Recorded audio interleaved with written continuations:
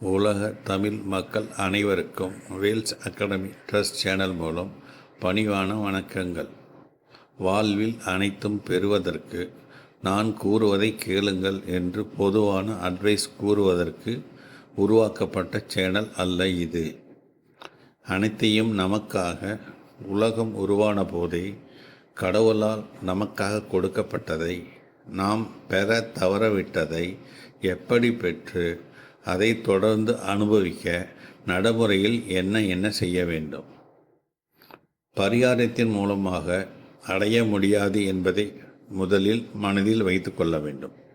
மேலும் நாம் நம்மை உருவாக்கிய கடவுளிடம் எப்படி உறவாடி அவரின் கருணையால் பெற அதுவும் நம்மால் மட்டும்தான் முடியும் என்பதை மிகவும் எளிமையாகவும் உறுதியாகவும் சுயநலம் இல்லாமலும் மேலும் உண்மையாகவும் கேட்டு நடைமுறையில் பயன்படுத்தினால் மட்டும் போதும், வாழ்க்கை இனிமையாக மாறும்.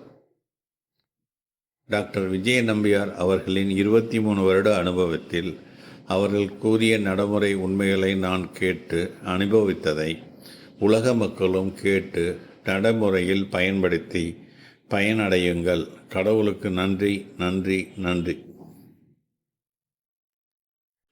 குட் மார்னிங், காலை வணக்கம். வேல்ஸ் அகாடமியில் உங்கள் எல்லோரும் வரவேற்கிறேன். என் பேர் விஜய் நம்பியார், வேல்ஸ் அகாடமியில் ஃபவுண்டர். வரவேற்கிறேன்.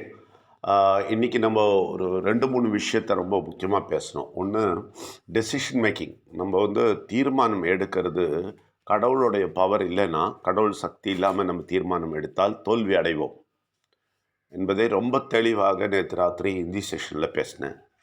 அதில் நிறைய விஷயங்கள் சொன்னேன், என்னுடைய வாழ்க்கையை சொன்னேன். ரைட்டுங்களா? 35வது வயசு வரைக்கும் நான் எடுத்த தீர்மானங்கள் எல்லாமே தவறு. பெரிய பேங்க் உத்தியோகம் தான், பெரிய விஷயந்தான், ஃபாரினில் தான். ஆனால் பாருங்கள், பெரிய ஃபினான்ஷியல் எக்ஸ்பர்ட் தான். ஆனால் பாருங்கள், நிறைய தவறான டெசிஷன் எடுத்தேன். ஏன்னா கடவுளுடைய உண்மையாகவே சிந்தனை இல்லைன்னா நமக்கு எக்கச்சக்கமான தப்பான டெசிஷன் எடுத்துருவோம். ரொம்ப தவறான டெசிஷன் நம்ம எடுப்போம். அந்த தவறான டெசிஷன் எடுக்காமல் இருக்கணும்னா நிச்சயமாக நம்ம கடவுள் துணை தேவை. ரொம்ப இம்பார்ட்டண்ட்டு. ஏன்னா கடவுள் துணை இல்லாமல் நான் எடுத்த டெசிஷன் எல்லாமே தவறாச்சு சொன்னேன் இல்லையா? பெரிய பங்களா கட்டினேன், அவ்வளோ லோன் வாங்கி 30 லட்சத்தில் 1998 பெரிய தப்பு. அப்புறம் மாதம் 30,000 ரூபா எல்லா மாதமும் இஎம்ஐ. நினச்சி பாருங்கள், இந்த மாதிரி முட்டாள்தனம். அதெல்லாம் முட்டாள்தனமாக அப்போ தெரியல, பெரிய பெருமையாக இருந்தது. கடவுள் தெரியலனா இதெல்லாம் பெருமையாக இருக்கும். இன்னொரு உதாரணம், அதுக்கு இன்னொரு விஷயம் நான் சொல்ல வேண்டியது, எப்படி கெட்டு போகிறார்கள் அப்படின்றதுக்கு ஒரு உதாரணம் நேற்று நான் சொன்னேன். ரோஹிணி தியேட்டரை எரிக்கிறானுங்க, அடிக்கிறானுங்க, உடைக்கிறானுங்க, கண்ணாடி உடைக்கிறாங்க. பெரிய போஸ்டர், அஜித் போஸ்டர், அப்புறம் யார் போஸ்டர், இவன் விஜய் போஸ்டர்லாம் ஒட்டிக்கிறாங்க, தூக்கி போடுறாங்க. இது யார் பண்ணுறது? இளைஞர்கள் பண்ணுறாங்க. நம்ம என்ன சொல்கிறோம்? இளைஞர்கள் பண்ணுறாங்க அப்படின்னு சொல்லி விட்டுறோம்ல. கிடையாது. அதில் தான் பெரிய தப்பு நடக்குது பாருங்கள். அந்த இளைஞர்கள் எப்படி வந்தாங்க? அதில் ஒருத்தர் சாவுறான். அதில் பார்த்தா அந்த அம்மா என்ன சொல்கிறது, கூலி வேலை பண்ணுறாங்க. இவனும் கூலி வேலை பண்ணுற ஒரு சின்ன வேலை பண்ணிகிட்டு இருக்கான். இவன் 1000 ரூபாய் அவங்க அம்மா கிட்டேருந்து வாங்கிட்டு வரான். எதுக்கு? தளபதி ஏதோ வேணோடதோ தலையோட ஆள் நினைக்கிறேன். ஓகே, படம் பார்க்க வரான். வந்துட்டு 5000 ரூபாய்க்கு டிக்கெட் வாங்குறான். இதெல்லாம் என்ன மாதிரி செயல்கள்னு நினச்சி பாருங்கள். அப்புறம் லாரி மேலே ஏறுறான், அங்கேருந்து ஓடுறான், சாவுறான். செத்த உடனே அவங்க அம்மா சொல்கிறான், ஐயோ என் பிள்ளை, அவனை நம்பி தான் இருந்தேன், அஜித்து தான் எனக்கு எதனா காசு தரணும். என்ன கதைங்க இது? இது பாருங்கள், நல்லா புரிஞ்சுங்க. அது எப்படி நடந்ததுன்னு புரியுங்க. அந்த அம்மாவால் தான் நடந்தது பார்த்தீங்களா? ஏன்னா அந்த அம்மா சின்ன வயசுலேருந்து அப்படியே பூஜை பண்ணி அம்மன் கோயிலெலாம் போய் உருண்டு பேரண்டு இந்த பையனை அப்படியே அதில் வளர்த்து, அந்த பையனும் பயங்கர பக்தியாக தான் வளர்ந்தான். ஆனால் கடவுளே இல்லை பாருங்கள். கடவுள் ஜீரோ. கடவுள்ன்ற factor zero. அங்கே வெறும் கெட்ட சக்தி தான் சின்ன வயசுலேருந்தே வளர்த்துருக்கு. இதான் நல்லா புரிஞ்சுக்கணும் நீங்கள். கெட்ட சக்தி தான் நிறைய டெசிஷன் எடுக்க விட்டுருக்கு அவங்க வாழ்க்கையில். அந்த பையனும் சின்ன வயசுலேருந்து டெசிஷன் எடுக்கிறது கெட்ட சக்தியோட பாலத்தில் தான். ஆனால் வாழ்க்கை அப்படி இருக்குது பாருங்கள். நல்லா புரிஞ்சு, இது ரொம்ப ரொம்ப முக்கியமான விஷயங்க. நம்ம அசால்ட்டாக விட முடியாது. நீங்களாம் இந்த மெசேஜ் எல்லாம் கூட அசால்ட்டாக எடுக்கிறீங்க, ரைட்டா? ஏதோ சொல்கிறாரு, தினமும் காலைல ஏதோ சொல்கிறாரு. இல்லை இல்லை, ரொம்ப பெரிய தாக்கம் கொடுக்குற விஷயங்கள். நீங்கள் யோசித்து பார்த்தீங்கன்னா உங்களுக்கு தெரியும். மைண்ட் ரினியூவல் செஷன் ஒன்று கூட விட மாட்டீங்க, சரியாக தெரிஞ்சால். சரியான உங்களுக்கு ஒரு சரியான தெளிவு கிடச்சிதுன்னா நீங்கள் ஒரு மைண்ட் ரினியூவல் செஷன் விட மாட்டீங்க. ராத்திரி 9லேருந்து 9:30 வச்சுருக்கோம். ஞாயிற்றுக்கிழமை காலையில் 9லேருந்து 11 ஹிந்தி வச்சுருக்கோம். ஈவினிங் 5 to 7 தமிழ் வச்சுருக்கோம். இதெல்லாம் அட்டன் பண்ணாமே இருக்க மாட்டீங்க, ரைட்டுங்களா? ஏன்னா 2024 நம்ம ஒரு புது வாழ்க்கையில் காலடி வைக்கணும்னா நிச்சயமாக நம்ம டெசிஷன் மேக்கிங், தீர்மானம் எடுக்கிறதெல்லாம் ரொம்ப ரொம்ப பக்காவாக இருக்கணும். அதுக்கு கடவுள் உறுதுணை இல்லாமல் உங்களுக்கு பண்ணவே முடியாது. கடவுள் உறுதுணைன்னா கோயிலுக்கு ஓடி போயிடாதீங்க, சர்ச்சுக்கு மாஸ்க்கெலாம் ஓடாதீங்க. உங்கள் உட்கார்ந்த இடத்துல உங்கள் வீட்லேயே உங்கள் மனசில் யோசிச்சு பாருங்கள், கடவுள் இருக்காரான்னு. அவர் கூட பேச முடியுமான்னு யோசிச்சு பாருங்கள். அவர் சத்தம் கேட்க முடியுமான்னு யோசிச்சு பாருங்கள். ஏன் முடியல அதையும் யோசிச்சு பாருங்கள். உதாரணம் இதுதாங்க. அந்த பையன் ஒரு அந்த குடும்பம் ஒரு உதாரணம். அந்த மாதிரி குடும்பங்கள்லேருந்து வந்த ஜனங்க தான் அவ்வளோ பெரிய அட்டகாசம் பண்ணியிருக்காங்க. அவ்வளோ பெரிய கூட்டம். எப்படி வந்தது அவ்வளோ பெரிய கூட்டம்? எல்லார் வீட்லேயும் இதே கதி தான். அது கிறிஸ்டியனாக கூட இருக்கலாம், முஸ்லீமாக இருக்கலாம், இந்துவாக இருக்கலாம்.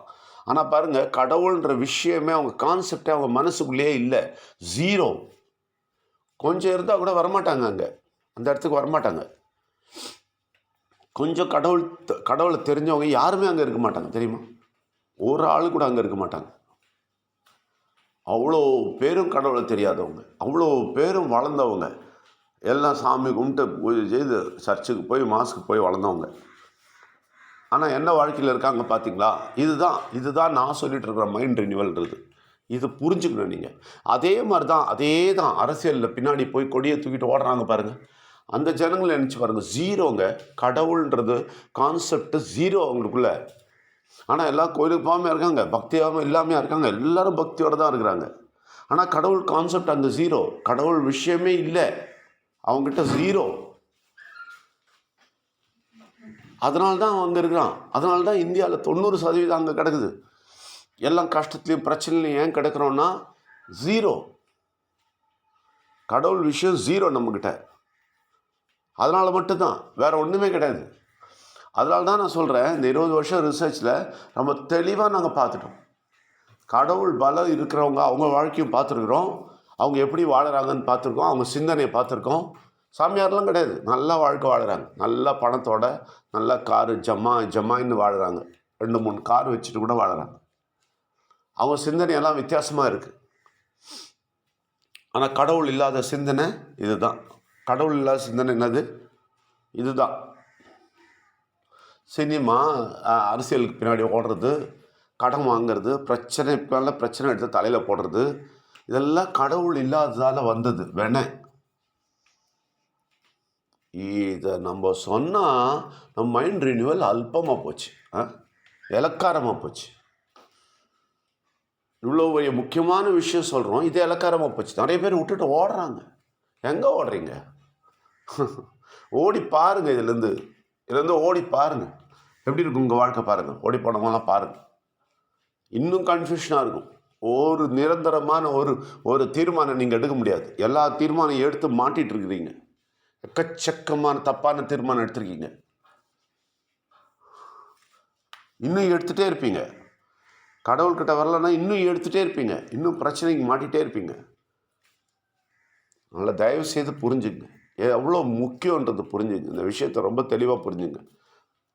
ஜனவரி 1, 2024 உங்களுக்கு அது வேணும்னா, பெரிய வெற்றி வாழ்க்கை வேணும்னா, இந்த டெசிஷன் மேக்கிங்கில் ஸ்ட்ராங் ஆகணும்னா நிச்சயமாக மைண்ட் ரினியூவல் கேளுங்க, நிச்சயமாக பலப்படுங்க, தீர்மானம் எடுங்க. எப்படி வாழ்க்கையில் முன்னாடி வரணும் தீர்மானம் எடுங்க. இந்த வருஷமாவது இந்த போயிட்டே இருக்குது, 17 நாள் ஆயிடுச்சு, இந்த மாதம் முடிய போகுது. பாருங்கள் எவ்வளோ ஃபாஸ்ட்டாக போகுது பாருங்கள். இன்னும் 11 மாதம்தான் இருக்கும் கையில், பறந்துடும். டெசிஷன் இப்போ எடுத்து முன்னாடி வந்தீங்கன்னா பெரிய வெற்றி வாழ்க்கை பார்ப்பீங்க. உங்கள் எல்லாரையும் வரவேற்கிறேன். நிச்சயமாக தீர்மானம் பண்ணி முன்னாடி வாங்க. நிச்சயமாக ஓடி போனவங்களையும் நான் கூப்பிட்றேன், திருப்பி வாங்க. எங்கே போயிருக்கீங்க? திருப்பி வாங்க. எல்லா செஷனும் அட்டன் பண்ணுங்கள். போகிறதால எனக்கு எந்த நஷ்டமும் இல்லைங்க. இந்த இது வந்து குறைஞ்சிட்டா எனக்கு நஷ்டமே கிடையாது. 5 பேர் வந்தால் கூட 2 பேர் வந்தால் கூட நான் உட்காந்து பேசிகிட்டு இருப்பேன். எனக்கு பிரச்சனை கிடையாது. பிரச்சனை உங்களுக்கு தான். போனவங்களுக்கு தான் பிரச்சனை. ஆனால் திருப்பி வந்துடுங்க. அது உங்கள் நன்மைக்காக நான் சொல்கிறேன். இல்லை இதையும் உதாசீனப்படுத்துறீங்களா? சரி வேண்டாம், நோ ப்ராப்ளம். அங்கேயே இருங்க, சந்தோஷமாக இருங்க. எனக்கு சந்தோஷமாலாம் இருக்க மாட்டீங்க, அது எனக்கு தெரியும். சந்தோஷமாலாம் இருக்க மாட்டீங்க. நிச்சயமாக 2024 ஜனவரி 1 உங்களெல்லாம் பார்க்க தான் போகிறேன். எப்படி இருப்பீங்கன்னு பாருங்கள். இதில் வந்தால் எப்படி இருப்பீங்கன்னு உங்களுக்கு தெரியும். எல்லாரையும் வரவேற்கிறேன். நன்றி, வணக்கம். டாக்டர் விஜய நம்பியார் அவர்கள் கூறிய உண்மைகளை கேட்டதற்கு நன்றி. அதை நீங்கள் அனுபவித்து பயன்படுத்தி மற்றவர்களிடம் கூறுங்கள். கடவுளுக்கு நன்றி, பிள்ளையானவருக்கு நன்றி, உயிரானவருக்கு நன்றி, நன்றி, நன்றி.